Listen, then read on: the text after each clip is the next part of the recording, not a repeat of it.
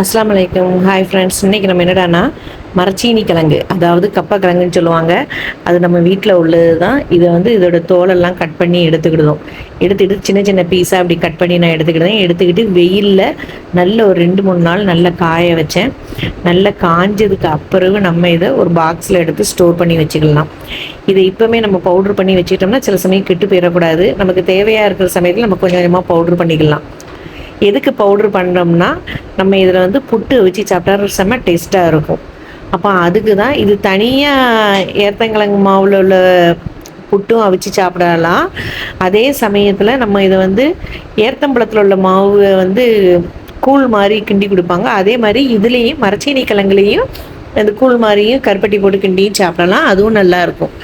அதுக்கப்புறம் சிறுதானியத்தோடு மிக்ஸ் பண்ணியும் புட்டு அவிக்கலாம். நான் இன்றைக்கி என்னடான்னா பிளெயின் மரச்சீனி கிழங்கு தான் எடுத்து மிக்சியில் பவுட்ரு பண்ணி எடுத்துக்கிட்டேன். அது கூட தேவையான அளவு உப்பு போட்டுட்டு கொஞ்சம் கொஞ்சமாக தண்ணி தெளித்து எப்படி புட்டுக்கு மாவு நம்ம விரவுவோமோ அதே மாதிரி மாவு விரவணும். நம்ம விரவிட்டு கட்டி இல்லாமல் நல்ல விரவி எடுத்துக்கிடுங்க.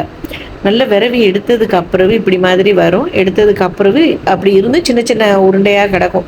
அப்போ இப்படியெல்லாம் கிடைக்கிற சமயத்தில் நம்ம மிக்சியில் ஒரு பல்ஸ் பண்ணி எடுத்துட்டோம்னா நல்ல ஸ்மூத்தாக ஒரு மாதிரி குறன்னு கிடைக்கும் மாவு நமக்கு. அப்போ அதை பவுலில் மாற்றிட்டு இந்த பாருங்கள் எப்படி இருக்குன்ட்டு இப்படி மாதிரி இருக்கும். அந்த கட்டியெல்லாம் மாவு இருக்காது.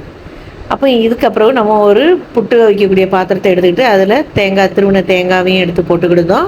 இந்த மரச்சீனி கிழங்கு மாவு இருக்குல்ல, இதையும் அதில் எடுத்து வச்சுக்கிட்டு அதுக்கப்புறம் நம்ம புட்டு அவிக்கக்கூடிய பாத்திரத்தில் எடுத்து இதை வச்சு அவிக்க வைக்க வேண்டியதான், வேக வைக்க வேண்டியதான்.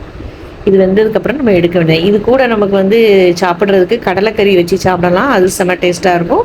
அப்படி இல்லைன்னா சிக்கன் கறி வச்சு சாப்பிடலாம். சிக்கன் கிரேவி மாதிரி வச்சு சாப்பிட்டாலும் நல்லாயிருக்கும். அப்படி இல்லைன்னா எப்பொழுதும் போல் நம்ம ஏத்தம்பழம், நாட்டு சர்க்கரை, நெய், தேங்காய் பூ இதெல்லாம் போட்டு நல்லா பிசைஞ்சு நம்ம சாப்பிடலாம்.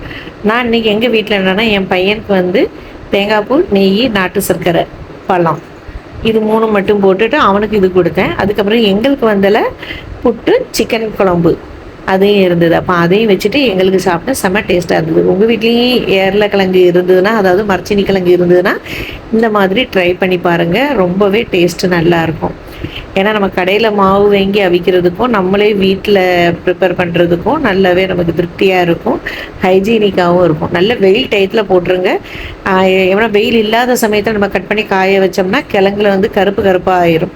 அதனால் வெயில் காலத்துலேயே நம்ம இங்கே போட்டுட்டிங்கன்னா 2 நாள்லேயே நல்லா காஞ்சிரும். கையில் நொறுங்கினா கூட அழகாக ஈஸியாக நொறுங்கி வரும் மரச்சீனி கிழங்கு.